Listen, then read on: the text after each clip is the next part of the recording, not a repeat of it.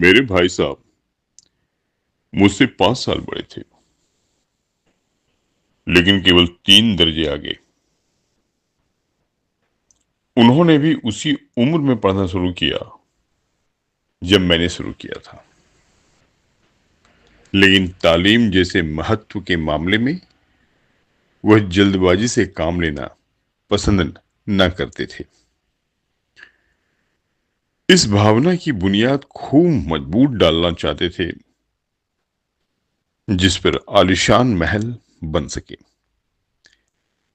1 साल का काम 2 साल में करते थे, कभी कभी 3 साल भी लग जाते थे। बुनियाद ही पुख्ता न हो तो मकान कैसे पायेदार बने। मैं छोटा था पर बड़े थे। मेरी उम्र 9 साल की थी, वह 14 साल के थे। उन्हें मेरी तंबीह और निगरानी का पूरा और जन्मसिद्ध अधिकार था, और मेरी शालीनता इसी में थी कि उनके हुक्म को कानून समझूं। वह स्वभाव से बड़े अध्ययनशील थे, हरदम किताब खोले बैठे रहते, और शायद दिमाग को आराम देने के लिए कभी कॉपी पर, कभी किताब के हाशियों पर चिड़ियों, कुत्तों, बिल्लियों की तस्वीरें बनाया करते थे। कभी कभी एक ही नाम या शब्द या वाक्य 10-20 बार लिख डालते। कभी एक शेर को बार बार सुंदर अक्षरों में नकल करते। कभी ऐसी शब्द रचना करते जिसमें न कोई अर्थ होता, न कोई सामंजस्य।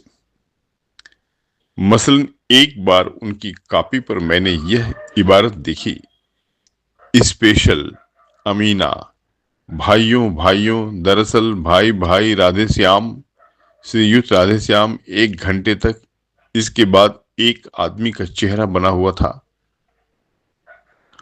और उनसे पूछने का साहस ना हुआ। वह 9वीं जमात में थे, मैं 5वीं में था। उनकी रचनाओं को समझना मेरे लिए छोटा मुंह बड़ी बात थी। मेरा जी पढ़ने में बिल्कुल न लगता था। 1 घंटा भी किताब लेकर बैठना पहाड़ था। मौका पाते ही हॉस्टल से निकल मैदान में आ जाता, और कभी कंकरियां उछालता, कभी कागज की तितलियां उड़ाता। और कहीं कोई साथी मिल गया तो पूछना ही क्या। कभी चारदीवारी पर चढ़ के नीचे कूद रहे हैं, कभी फाटक पर सवार उसे आगे पीछे चलाते हुए मोटर कार का आनंद उठा रहे हैं। लेकिन कमरे में आते ही भाई साहब का वह रौद्र रूप देखकर प्राण सूख जाते हैं। उनका पहला सवाल यह होता, कहाँ थे। हमेशा यही सवाल इसी ध्वनि से हमेशा पूछा जाता था, और इसका जवाब मेरे पास केवल मौन था। न जाने मेरे मुंह से यह बात क्यों न निकलती कि जरा बाहर खेल रहा था।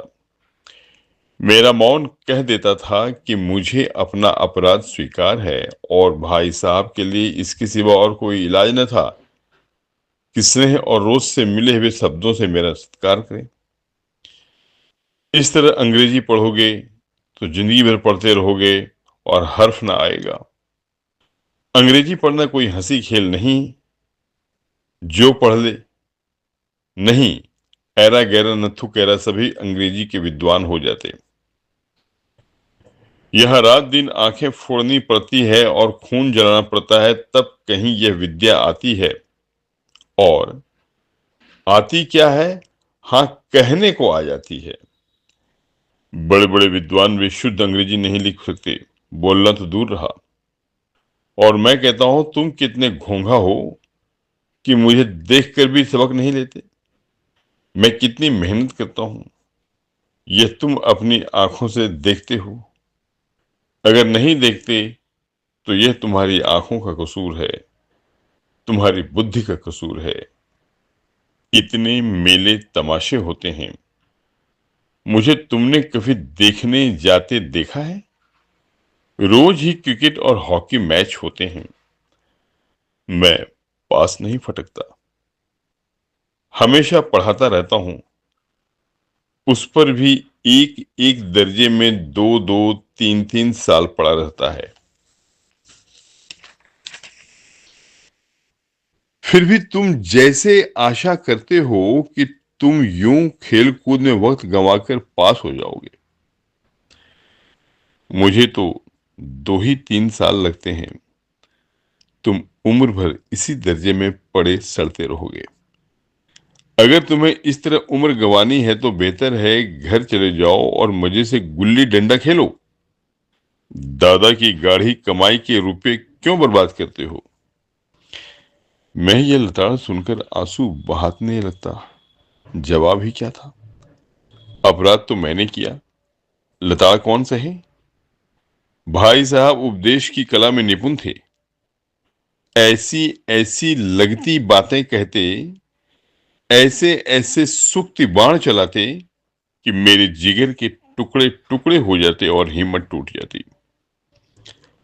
इस तरह जान तोड़कर मेहनत करने की शक्ति मैं अपने में न पाता था और उस निराशा में जरा देर के लिए मैं सोचने लगता, क्यों ना घर चला जाऊं।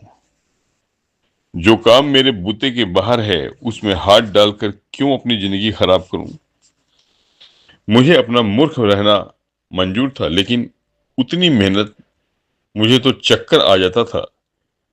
लेकिन घंटे 2 घंटे के बाद निराशा के बादल छट जाते और मैं इरादा करता कि आगे से खूब जी लगाकर पढ़ूंगा।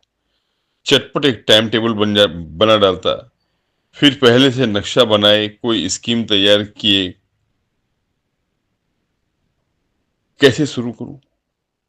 टाइम टेबल में खेल कूद की मत बिल्कुल उड़ जाती। प्रातः काल उठना था, 6 बजे मुंह हाथ धो नाश्ता कर पढ़ने बैठ जाना। 6 से 8 तक अंग्रेजी, 8 से 9 तक हिसाब, 9 से 9:30 तक इतिहास, और फिर भोजन और स्कूल। 3:30 बजे स्कूल से वापस होकर आधा घंटा आराम। 4 से 5 तक भूगोल, 5 से 6 तक ग्रामर, आधा घंटा हॉस्टल के सामने ही टहलना। 6:30 से 7 तक अंग्रेजी कंपोजिशन। फिर भोजन करके 8 से 9 तक अनुवाद, 9 से 10 तक हिंदी, 10 से 11 तक विविध विषय, फिर विश्राम। मगर टाइम टेबल बना लेना एक बात है, उस पर अमल करना दूसरी बात। पहले दिन उसकी अवहेलना शुरू हो जाती। मैदान की वह सुखद हरियाली, हवा के हल्के फुल्के झोंके, फुटबॉल की तरह उछल कूद, कबड्डी के वह दाव घात, वॉलीबॉल की वह तेजी और फुर्ती मुझे अज्ञात और अनिवार्य रूप से खींच ले जाती और वहां जाते ही मैं सब कुछ भूल जाता। वह जानलेवा टाइम टेबल, आंख फोड़ पुस्तकें किसी को याद न रहती और भाई साहब को नसीहत और फजीहत का अवसर मिल जाता। मैं उनके साय से भागता, उनकी आंखों से दूर रहने की चेष्टा करता, कमरे में इस तरह दबे पांव आता कि उन्हें खबर न हो। उनकी नजर मेरी ओर उठी और मेरे प्राण निकले। हमेशा सिर पर एक नंगी तलवार सी लटकती मालूम होती। फिर भी जैसे मौत और विपत्ति के बीच भी आदमी मोह और माया के बंधन में जकड़ा रहता है। मैं फटकार और घुड़कियां खाकर भी खेल कूद का तिरस्कार न कर सकता।